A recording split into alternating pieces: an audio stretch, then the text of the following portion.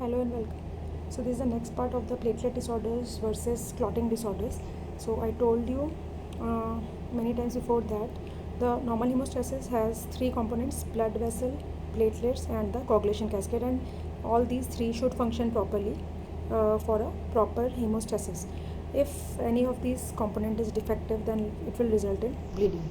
So hemorrhagic disorders, they can be due to the vessel wall abnormalities, platelet defects, and disorders of coagulation.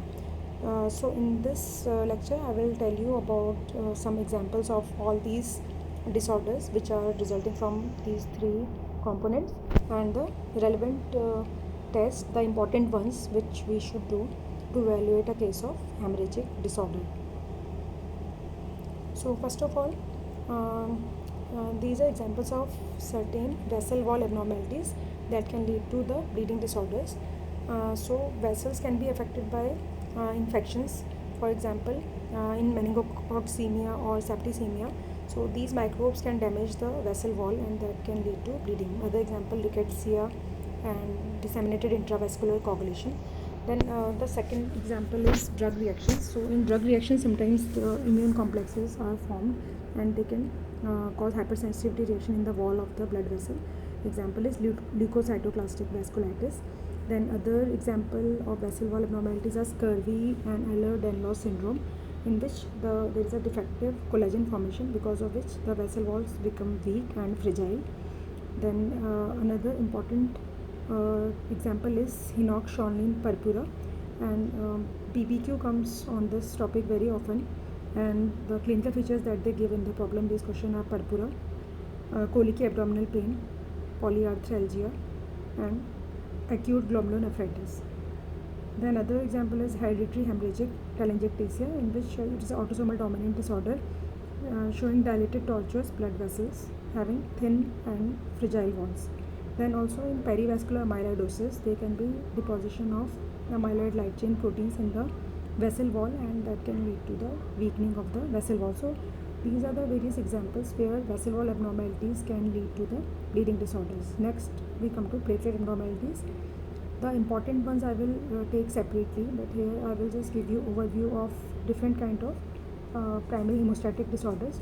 So first, the category of disorders is due to decreased in the number of platelets. The condition is known as thrombocytopenia. The normal platelet count is 1.5 lakh to 4 lakh per cubic millimeter, and there are conditions where the number of platelets are less than normal. So it can occur in different scenarios. The important ones are, first, when there is the decreased production of platelets, and second is when there is peripheral destruction or decreased platelet survival in the peripheral blood.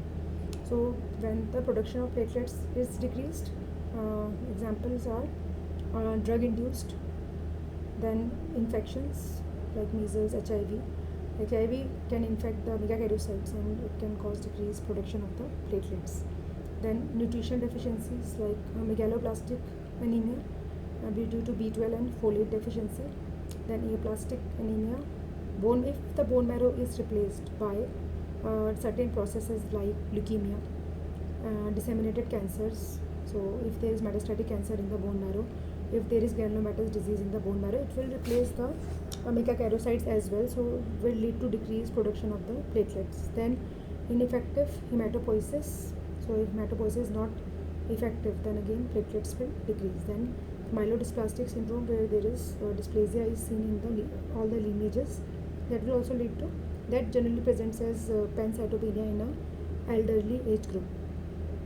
Now next category is the decreased survival of the platelets, and it can occur due to immune destruction of the platelets and non-immune destruction of the platelets. So in immune destruction, ITP is important. I will discuss this separately later on. So it can be acute or chronic. In this, there is immune mediated destruction of the platelets, and antibodies are formed against the glycoprotein receptors on the platelets. Then SLE, B cell lymphoid neoplasm, again platelet destruction will be there, immune mediated. Then post transfusion, again there can be destruction of platelets, immune mediated. And in the neonatal also, when there is the platelets of the neonate escapes into the maternal circulation, then antibodies can be formed against it, and they can go into the neonate transplacentally and causing the platelet destruction. Then can be drug associated drugs are quinidine, heparin, sulfa compounds. Again, infections like HIV, infectious mononucleosis, dengue fever, they can lead to decreased platelet survival.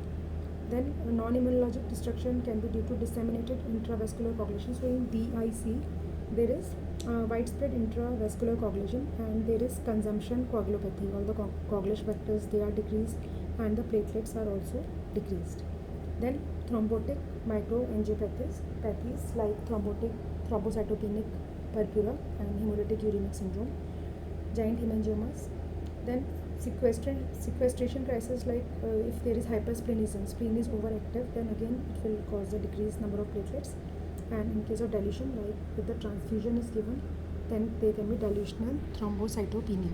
So these are the important, out of these, the important condition that generally problem based questions they come are the ITP, then DIC, thrombotic microangiopathies. These are very important. Again, another important conditions are the defective function of platelets. So Bernard-Solier syndrome and Glasman thrombocythemia, these are congenital conditions with defective platelet function. So again, these I will teach in detail later. Again, in these conditions, there is a defect in the glycoprotein receptors. So in Bernard-Solier, the adhesion receptor, that is 1B, is defective, while in Glasman thrombocythemia, there is defective aggregation due to defective GP2B3. Then acquired causes are aspirin and uremia. So again, in these conditions, there is defective platelet function. So aspirin causes the cyclooxygenase inhibition, because of which the thromboxane A2 is not formed. There is defective platelet aggregation, and also in uremia there is defective platelet function. So these are out of these, the important conditions are Bernard-Solier and Glasman. Now another important disorders are the disorders of coagulation or the disorders of secondary hemostasis. So important conditions are von Willebrand disease. There is a defect in the von Willebrand factor. So von Willebrand factor has two functions. It has got function of platelet adhesion, and second function it has got of binding to the factor 8 and increasing its half-life. So it acts as a carrier for factor 8. So when it is deficient, then again there will be defective platelet adhesion as well as defective coagulation through the intrinsic pathway. Then hemophilia A, there is factor 9 is deficient. It is again inherited disorder. Hemophilia B, factor 9 deficient. So here factor 8 is deficient in hemophilia A. In fact, in hemophilia B, factor 9 is deficient. Factor 9 is also known as Christmas factor. So it is known as Christmas disease. Then there can be deficiencies of various factors in the disorders of coagulation. Acquired causes are important ones are DIC, liver disease, and vitamin K deficiency or warfarin overdose. So these highlighted ones, these are very important for the problem based question. We will discussing at a later time. Now next we come to the investigations. So investigations they are carried out to find out the cause of the bleeding, whether it has a vascular cause or platelet cause or a coagulation factor cause. So there are certain screening tests and certain specific tests that are carried out. So I'll be discussing only the important ones, which are important from the problem based questions point of view. So initially, hemoglobin and CBC is done in all the cases of hemorrhagic disorders. If the bleeding is occurring, then hemoglobin decreases. To assess the amount of anemia, then complete blood count is done. So in some cases, when we suspect that the platelets are deficient, we have to check whether other lineages are normal or not. So whether there is pancytopenia associated. So we do hemoglobin and complete blood counts in all the cases of hemorrhagic disorders. So CBC gives a lot of information about the RBCs and WBCs as well. Now the test of primary hemostasis, the important ones are the platelet count, then next is the bleeding time, then there is Hess capillary test. bone marrow examination and platelet function test, they are more specific and they are ordered when we suspect a particular disease. Platelet count BT and Hess capillary, they are like screening test, and they can be done in all patients to rule out the primary hemostatic cause. Then the test of secondary hemostasis, again there are certain screening tests and specific tests. So in the screening we can do prothrombin time, which can assess the efficiency of the extrinsic pathway of coagulation. APTT will assess the efficiency and the factors involved in the intrinsic pathway of coagulation. Thrombin time will assess the common pathway. Then this will in the thrombin time we can assess the factor 2 and 1 mainly. Then screening test for fibrinolysis, the important is D-dimer detection. Then specific test we can do to pinpoint the exact coagulation defect. So we can do the factor assays, we can do the mixing studies, so that we can, in the mixing studies we can find out whether the disease is due to deficient factors or whether there is some inhibitor or antibody which is present in the serum, which is causing problem in the coagulation. Then qualitative factor 13 assay can be also done when we are suspecting a factor 13 deficiency. Now first of all we come to the platelet count. So platelet count normal is 1.5 lakh to 4 lakh per cubic millimeter, important to know. And spontaneous bleeding is associated with marked thrombocytopenia, that is count less than 20,000 per cubic millimeter. Now method, we can do platelet count by means of automated analyzer, and we can also do counting by the manual method through the Neubauer's chamber. Then what is pseudothrombocytopenia? So there are some conditions where actually the platelet count is normal, but in the smear we are seeing the clumping of the platelets. So sometimes there is technical error, sometimes there is EDTA induced clumping.